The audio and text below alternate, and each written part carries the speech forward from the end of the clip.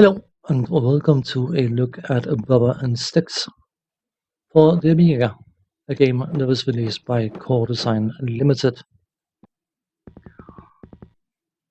Bubba and Stix is a platform puzzle game with some clever puzzle elements.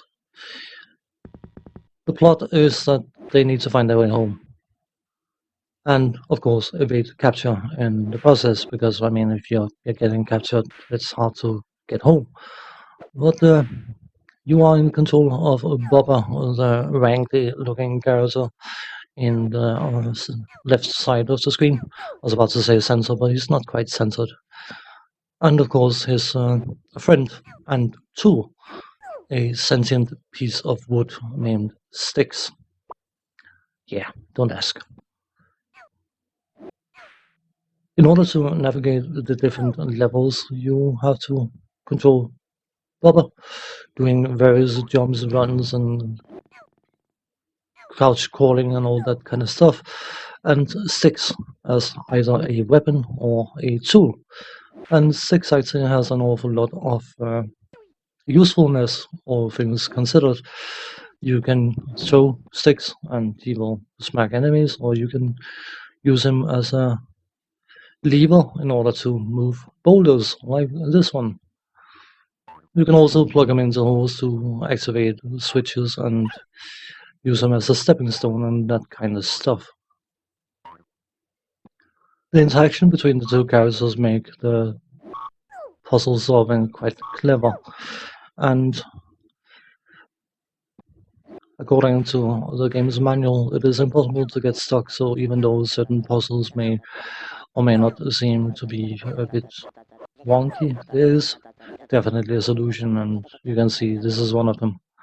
The two aliens are having an argument, and you throw a stick at them, and one of them smacks the other one in the head with the stick, so it gets a huge bump that you can use as a stepping stone. Very clever.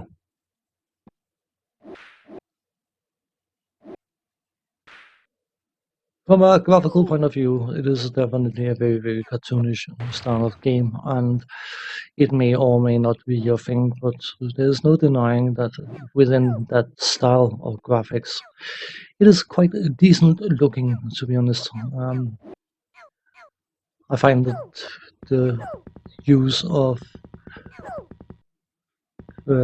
subtle graphical elements, like the tree at the start of the level that as soon as you turn around closes its eyes pretending not to be there, is quite cute and suits the style of the game very well.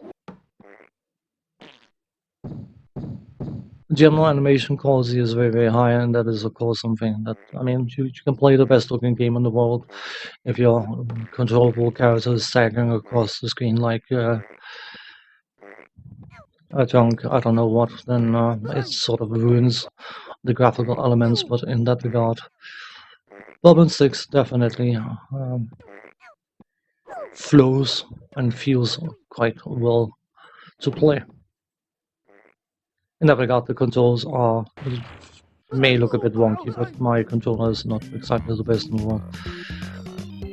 Quickly showcasing the first level again with some music, because the level 1 music I just needed to include it because it's quite funky. Anyway, as I was saying, controls. You use the fire button to either swing Stix as a baseball bat or press the fire button down a bit further in order to throw him. If it needs to be used in conjunction with something else, you walk into it and press fire, and then you will do whatever you need to do. Plug him in a hole, use him as a lever, that kind of stuff. Nothing too complicated. The game supports two fire button joysticks, which of course in the case of the Amiga would most likely be a gamepad, which is a nice welcome addition. Not an awful lot of games did that, and you could argue that if more games had supported 2-button or more button controls, then the hardware manufacturers might have been paying a bit more attention and start making 2, 3, 10-button joysticks for the Amiga, but whatever. It's a nice thing. If you use a 2-button joystick, you use the first button to swipe Stix and plug him in holes and that kind of stuff, and the second button to throw him.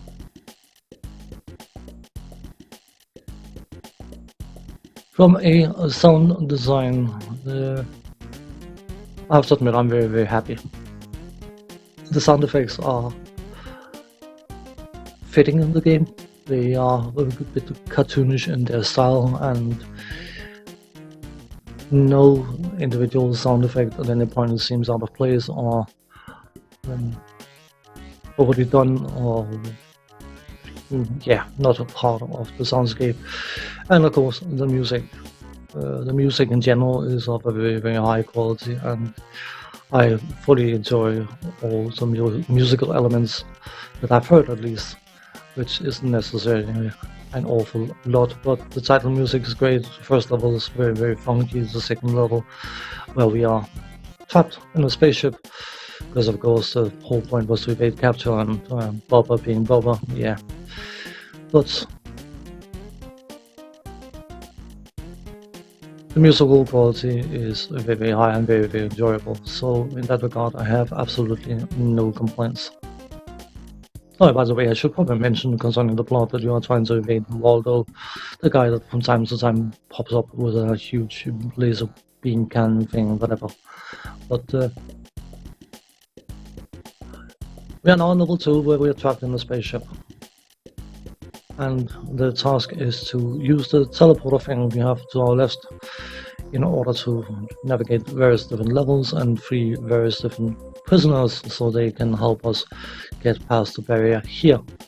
That's something I didn't work out how to get done, because the puzzles are not necessarily the most difficult puzzles in the world, but you still need to figure them out, and that will still take a certain amount of time. And I probably didn't spend enough time playing this game, but I felt I played the game sufficiently to make a video of it. When it comes to core design, by and large, the game releases they did were of a decent to a very high quality, and while they may not have been super original in their game releases, they usually had a level of polish or some clever mechanics added to the games that made them stand out. In the case of Bubba and Stix, of course, the fact that Bubba is using Stix to help solve puzzles gives the game a bit of flair. Like a mechanic that's not original in and by itself, and especially not these days, because of course, I mean, this is a game that's slightly over 30 years old now, but it definitely adds a touch of flair to a game that, if you had just had to go around and hit switches, might have been a bit more bland.